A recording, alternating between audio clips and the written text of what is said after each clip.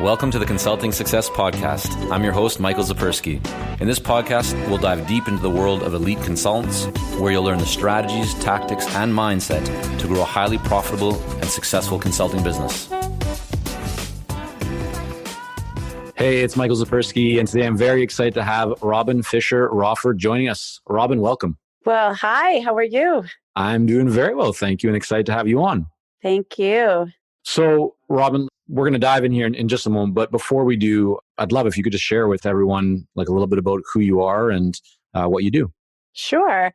I'm a media brand strategist and storyteller, and I have been doing that for now 26 years with my company, Big Fish, and my clients are big television networks and media companies like Fox Sports, National Geographic Channel, all the Discovery networks, including Food Network and HGTV, most of your favorite brands that you're watching on television or watching on your phone. We do that all different ways now.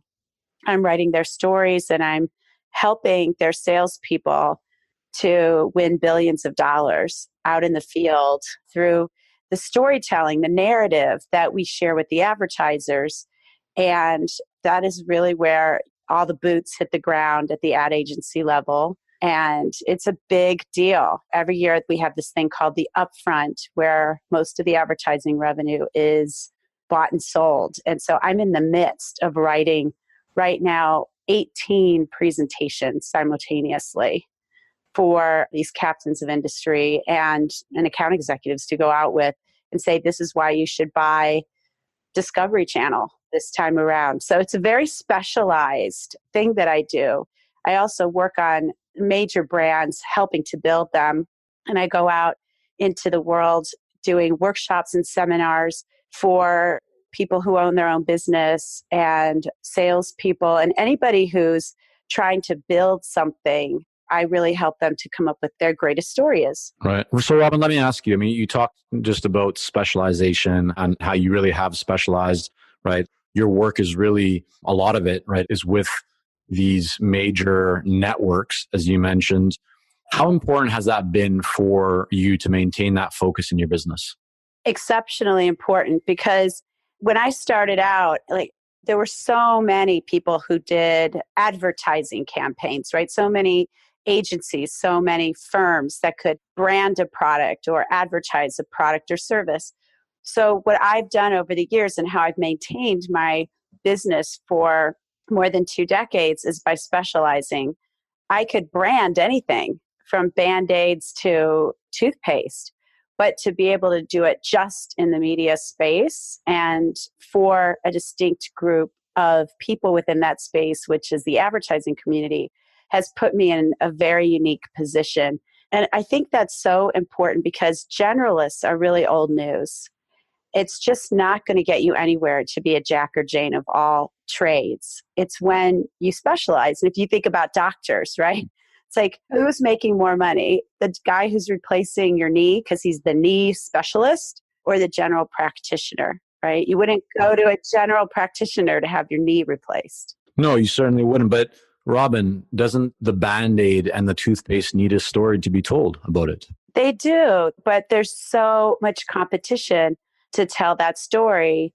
And where I'm going and where I've seen for people that are entrepreneurs, that are building their own business, that are coaches even, who it's saying, I am a specialist in this area. This is the area that I know, and this is where I'm an expert. And planting your flag and declaring who you are, that makes the difference between a business that's constantly competing, constantly auditioning for business versus one that's the go-to. Mm-hmm. So let's kind of dive into that a little bit further and deeper here. Did you, as you were building your business, you've been doing this for 26 years, but especially in the early days when you were deciding whether you should continue focusing on TV networks or whether to get into Band-Aids and toothpaste and shoes and just everything else that is available under the sun, because storytelling and brand building and positioning is applicable to literally every product and every service out there. Did you ever question yourself? Did you ever face challenges around well, like, why shouldn't I go off and offer my services to other types of companies because I can help them too? That's a really good question. And I have asked myself that many times. And that's why I ended up writing 4 books on the subject of personal branding and reinventing yourself and your business and being a fearless leader. And those are the things, those tools are what I've offered the world for those people that own a product or service that's outside of my specialty of media and entertainment. And so I speak in front of large audiences of entrepreneurs and business owners and executives to give them what they need, their story, right, for themselves and for their business, because I knew that I had this storytelling skill and this gift, and I didn't want to just have it applied to media and entertainment. And by the way, in the last 5 years, to be absolutely candid with you, our business has changed so much as consumers watch, as I said at the beginning, watch entertainment on different devices. The business has changed. And I'm like, is it still relevant? Am I still where it's happening? But the fun thing about media and entertainment is it's constantly evolving. And it's a proliferation now of ways that you can get content. And it's become more exciting than ever. What lessons can the consultant listening to this right now apply? I mean, story, I think for many people is understood that it has its role. You have this gift of applying story to brands and to businesses and to organizations. You've helped to popularize shows like South Park and Top Chef and Project Runway. So anyone that's watching television probably has heard of those shows, if not watched them. But what do you really think is like the key to success for the entrepreneurial consultant? Like, what can they apply? Because they're not a big media company. They don't have necessarily millions of dollars to throw at advertising. What can they apply to themselves as a personal brand or to their small consulting firm that would be some best practices that you've seen play out? I think the most important thing for any consultant to do, and at the end of the day, I have a brand consultancy, right? A small business, just like probably everyone listening. And I think the most important thing is to declare and to understand your personal mission. Why are you here? What is your purpose in this world? And I invite everybody to close their eyes and to take a breath and then ask yourself, why are you here? What is your purpose in the world? And my purpose is to elevate executives to rock star stature. That's what I do. And that's probably what everyone really ultimately does. They make people feel great if they're a consultant. They make people feel focused and driven and give them the tools to get there. And if you figure out where is that place that I have expertise that no one else does, what do I do better than anyone else? What do I bring to the table that no one else brings to the table? And if they do, how can I story that in a way that really creates a halo effect for myself? So telling a story, like I tell the story about growing up, being 11 years old and my dad teaching me advertising at the kitchen table, laying out ads, showing me how to put together a headline with the right visual, going into meetings, pitching and closing. I was raised by a single dad. My sister and I are both in the business. And I was raised that way. So people say, tell me who you are. I tell them that story, Michael. I tell them the story of 11 years old. I don't say I'm CEO of Big Fish Marketing. Who cares? What is that? I don't even tell them I have an agency. Like all that stuff puts people off. It's more like I started out as an ad executive at 11 years old. That grabs them. So I want everybody listening to think of what is your personal story and to start building your own mythology. It's the mission plus the mythology that creates the success. Yeah, I think that second part there is like around kind of, as you call it, the mythology or your own story is so important because too often we read about or hear about the importance of mission and values. And sometimes we can go off and we can write those things down. But I think a lot of people get stuck at that stage. It's like, yeah, okay, I've written down what my mission is. It's to do good, it's to make this impact, it's whatever. But then what do you actually do with it? So what I'm hearing from you is once you get clear on really what jazzes you up, really what your mission is, the impact that you want to have, then start thinking about, well, how do you connect that to your own personal story? Why is that so important to you? What actions or experiences or environments potentially led you to feel or believe that that is so important. Is that correct? Is that kind of going down the right path? Yeah, it is. And I think if you look at my LinkedIn page, and I invite everybody listening to become my LinkedIn friend, you will see that that story that I just told you is in my bio and my mission's in there. Now, I don't put in my mission to elevate executives to rock star stature. That's like something that I take with me into the world personally. But I do talk about being a media brand strategist and storyteller, which is very specific. I say it in my first sentence of my bio. And declaring who you are, putting that specialty there's key. And then the origin story or the mythology, as I said. And then the who do you work for? At the beginning of the call, you asked me, what do I do? What I'm reeling off Fox, all these great brands. What have you been honored with in your life? What have you built? So putting that in your story is so important. Those are the pieces of an outstanding narrative that is so important that every person listening has. And we always put ourselves last, especially for consultants.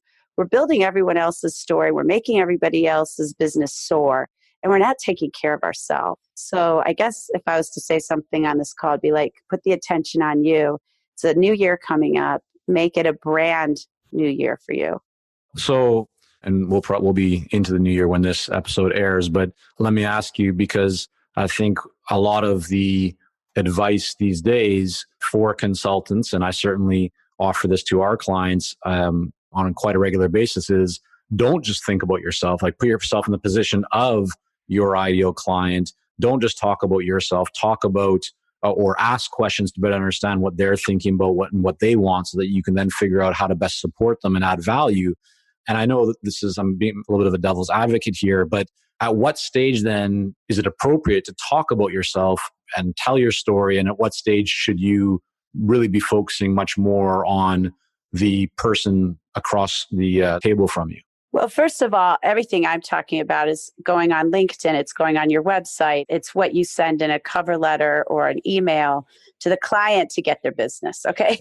So now you've gotten the meeting because you've proven that you deserve to be in the room.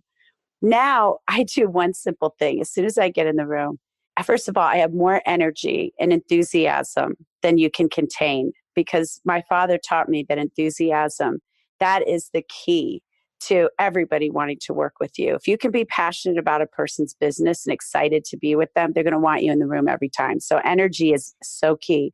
What does that look like? Like, just, I want to picture us sitting down right now. I'm a prospective client. You're meeting me for the first time. Myself or someone in our company contacted you because we wanted to get your help to do some story with our network. What's going on in your mind when you come into that room, and how do you show that? Well, first, I empty my mind. I don't have any expectations, and I'm not about myself at all. I'm totally in service. My mantra is no one is a stranger. So the person I'm meeting is not a stranger. I'm never intimidated. I'm excited. It's somebody I think of them as somebody I've known forever. So I almost start the conversation midstream, and I'm smiling. I have great energy. My handshake's solid. I'm sitting down and I'm leaning forward. Clients lean back. The person selling or the consultant leans forward. You're engaged. You're with the eye contact. You're belly to belly. Wherever they are in the room, you're making your belly centered with theirs. That's very powerful. And then you ask the simple question, what's keeping you up at night? What do you got going on into this first quarter that is really going to be a challenge? And then you listen. And I have had entire lunches where the person talks and is just answering that question. I don't pitch.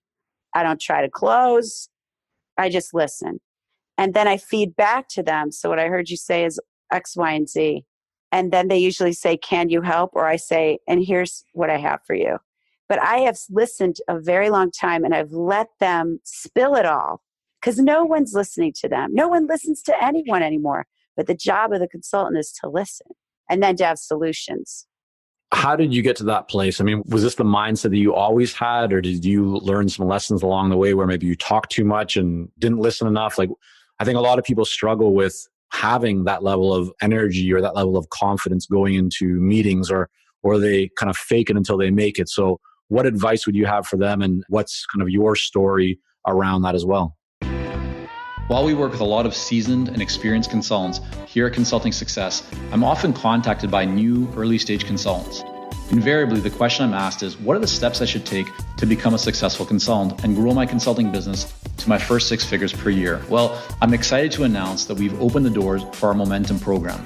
This is our most popular program for early stage consultants, and it has helped almost 1,000 consultants to start, run, and grow successful consulting businesses. It gives you the step-by-step plan to help you with your messaging, your fees, and pricing strategies, how to win more proposals, how to go to market more effectively, developing a marketing system to generate leads consistently, and so much more. And right now, until September the 19th, you can sign up for Momentum and get 50% off the regular price by going to consultingsuccess.com/audio. That's consultingsuccess.com/audio, AUDIO. Only 100 spots are available to join Momentum and get 50% off. This deal is only available until September the 19th or until all 100 spots are gone. We won't be opening up new spots in this program for several months, so don't wait.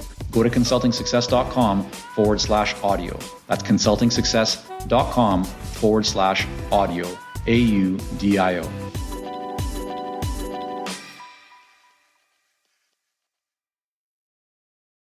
Yeah, my story. Oh, I have this great story. So I'm working, with a non-media company. It was Aon, which is the largest insurance company in the world. Through a friend, I had met the president.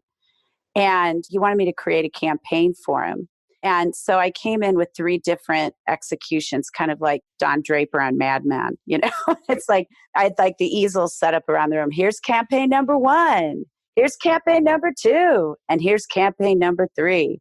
And I stood there silently, looked up at my client in his eyes, and I said, "Which one do you like, Peter?" And he got so mad. His face turned red as a tomato. He stood up, he pounded his desk, and he said, "I hired you to tell me what is good work. I'm an insurance guy. What the hell do I know?" I think the story's so poignant. It changed my life because I thought that I was supposed to talk and tap dance and just be this worker bee and just let everybody else decide what's good. And that day, I knew that my job was to share with people that I work with and be in service to them to create and to deliver the best solution. Go ahead, show the 3 ideas, but then say, and this is the one you should go with if you want to build your brand and your business and be super confident. That really resonates with me. I remember when I was in Japan running one of our consulting business that I had at that time, we were working with a graphic design and branding company, and our client that we kind of partnered on this was a very large B2B manufacturer. And we were doing a rebranding project for them. And I remember sitting down at this boardroom table in this office in Osaka, and everyone from the branding design company kind of just laid out these beautiful, large format, laser color prints of different logos and treatments and applications. And the president of the company, the B2B company, was there, and they said, "Okay, like, here you go. Here's what we've done." And they just left it to him to decide. And I just heard like a deafening silence. It was like tumbleweeds going across. And so, just nothing was happening. And so I was the youngest person in the room. I was the foreigner. And I said, "You know what? This one right here, I think this works really well because it has this." And I talked about how from an international perspective, I thought this was like just the best choice to go with kind of like a global mindset. And he just sat for a second and he goes, "Okay, yeah, let's go with this one." And that just kind of stood out like the same way that your experience and your story stood out for you. That stood out to me as like a point of learning and reflection around we're being hired as experts. And so we need to have confidence in what we're doing. We're there for a reason. We're not there just to put something on the table and let people mull over it. And it's so true. And I have a client who's very skeptical of consultants. And he said to me, a bunch of the McKinsey guys came in his office the other day. They were kind of like leaving as I was going in. And he said, "Those guys, all they do is they listen to what I say, and then they tell me back what I said. And it goes round and round. And this is all they do. And that's not what you want to do. You want to listen. Then you want to take it in, come up with the solution. And as you did, Michael, in that meeting in Osaka, say, and this is the direction." And how do you create the confidence to do that? For me, it's been self-talk. So I say, I am power. I am possibilities. I am connection. I have the gifts that are going to make this business billions of dollars. And I'm psyching myself up like an athlete. It's really the only way, because if it comes from the outside, the attaboys, they getting patted on the back, that doesn't happen anymore. It happens very rarely. You're not going to have that coach in your ear going, okay, go out of the field and get him. You're the coach. You got to get yourself psyched. And that confidence will reverberate across the entire organization that you're working with, because they can't wait for you to come in to share with them what you think is good for their business and what you think will elevate their brand and their personal brand. And you don't have to be a brand strategist to do this work, right? It's about energy. Again, going back and just bringing to them. I tell everybody, I'm reminding you why you got in this business. I'm reminding you why you love it. Because a lot of these people work at these companies that we go to are very unhappy. So if we can be that spark of light in their day and that clarity, boy, do we win. Yeah. Robin, when consultants are just getting started, they're often focused on marketing and getting their first few clients. And then later, as the business develops, they're thinking about systems and scaling that really become top of mind for them. For you, I mean, you've been in this now 26 years. Obviously, there's been evolution and optimization and improvements throughout. But what are you focused on right now in your business?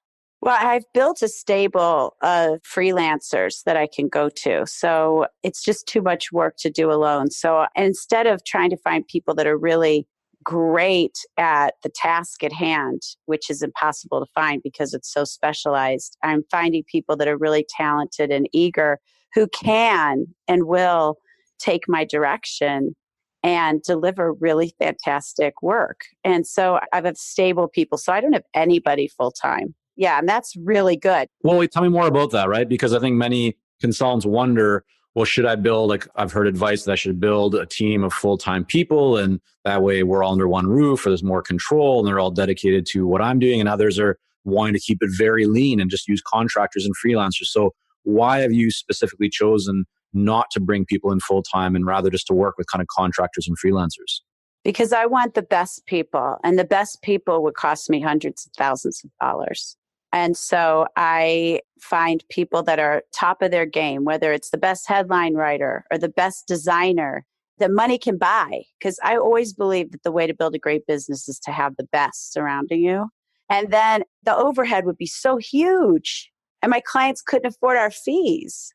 So what I do instead is have this lean machine, this stable of folks that are just the best there is. So I can call them on a dime and they'll deliver. And they'll take great feedback and coaching on like how to make the client happy. They're very good at quickly assessing what a brand is and where it needs to go and how to language it. Did you have any hesitation when you first started working with the kind of call them grade A freelancers? They're not cheap, right? You're investing a significant amount of money into that.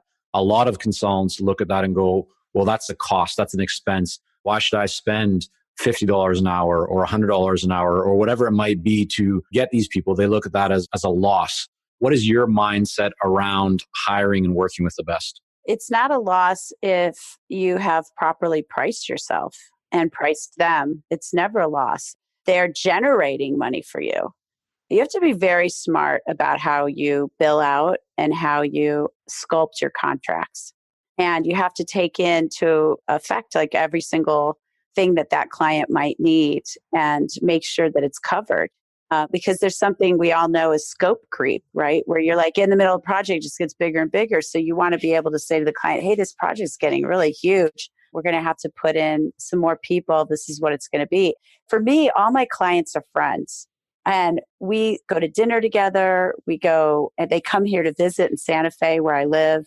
They hang out. These are huge executives, but I've built a relationship with them so that I can talk with them and say, we're partners on this. And you know, it's gotten big. And they're like, yeah, it's gotten crazy. All right, well, let's see how we're going to work together to finish the project. And it's a win-win. So another thing that I would say that makes you successful is that building of relationships. And that comes again from really listening. Tell me about yourself. What was it like growing up for you? How do you feel today? And really listening, being a great friend. Yeah, I think that's really good advice. So you talked about pricing. I'm interested to know, as your business has developed as demand for your services has increased over time. Have you made changes to your pricing and kind of structure and approach to it? And if so, what kind of changes have you made? Oh, absolutely. Like it's a combination of retainer and project fees. And it depends on the client. A lot of clients can't put you on retainer. It's just against company policy. But if I'm put on retainer, that's really the best scenario because they call you constantly and they can give you lots of projects and you are satisfying huge needs in them. They're not thinking twice. Oh, I'm going to call for a project. Now I've got to get an estimate. So when you say that you're on retainer, is that you're doing a certain amount of like specific work on a monthly basis or? Yes. Okay. And then every month I bill and I put in those invoices, every single thing I did. So I'm keeping a running log of everything I'm doing. So when they get the invoice, they're like, wow, she did so much work. Big Fish is awesome. Look at all that they did. So if I'm on retainer, but with other clients, it's project based, but I give an estimate that isn't, I'm never thinking, how can I make this cheap for the client? I never think that. I think, how can I add value so that the price that I give is going to land just right? And you never want to be shortchanging yourself. Then you'll be on the hamster wheel forever, going round and round and round. And I know a lot of people are listening that are on that hamster wheel right now. What do you mean by that? I mean, tell me more about like what does it actually look like when someone is on the hamster wheel and especially you said shortchanging themselves. What exactly do you mean by that? Well, if there's anybody listening that is feeling like they're just not getting to bill out enough, or they maybe even in their mind, they're saying, my clients won't pay that. I think underneath that is a lack of self-worth, that you're really not seeing your true value. If you're working in your passion and you are delivering excellent work, then the billing should be accordingly. And you have to make yourself somebody that's indispensable. And that goes back to the beginning of the conversation, which is to be a specialist, to be somebody who is so knowledgeable about a certain field or type of business that you're indispensable. And then what you charge is what's right in line with your delivery. Right. Okay. Good tips. Robin, I really appreciate you coming on here and sharing some of your journey with us. There's so many lessons in what you've offered. I mean, just around the value of story, how to structure meetings with people and really ensure that you're building relationships rather than just looking at transactions. I think this is the kind of episode that people are going to want to listen to and likely even listen to again, because there's just so much in here. Before we end though, I want to ask you two other quick questions. The first is, what book are you currently reading, or maybe you've just read one recently that stands out for you that you'd like to recommend to others? Michael, I'd love to tell you what book I'm reading, but I'm always in the middle of writing one. So I don't have a lot of time to. But I would say for anybody listening, I have a book. It's on Amazon. You'll see a bunch of books I've written on Amazon, but there's one called Your No Fear Career. And I would say every single thing that I know about building a business and a brand, and for consultants, it's key, is in there. And it's about being fearless and about presenting your story to the world in a way that really resonates and is uplifting, right?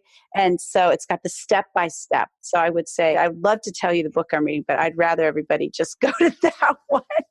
And it's so chock full, like you said, this call. And there's just so much. And it covers all the things we've talked about, but so much more. We'll make sure to link up to that. The other question is really, where can people connect with you if they want to learn more? I mean, you mentioned LinkedIn, and we'll have the link for that as well. But the best place for them to go to learn more about you and your work, where would that be? Oh, definitely go to my website, bigfishmarketing.com. And it's fun because you'll get to see a lot of the work that I do for these networks, and you'll get to read hundreds of blogs that I've written on all these topics. So I think that would be really great for everyone. Fantastic. Well, Robin, thank you again so much for coming on. Really do appreciate your time and just your willingness to share your own experience. You've certainly given me a few things to think about, and I hope others as well. Well, thank you for inviting me. I had a lot of fun. Great. Enjoy the rest of the day. Take care. Thank you for joining us on this episode of the Consulting Success Podcast. For more episodes and to subscribe, rate, and leave a review, head on over to iTunes. And if you'd like to develop consistent lead flow and a highly profitable consulting business, learn more about our coaching programs at consultingsuccess.com.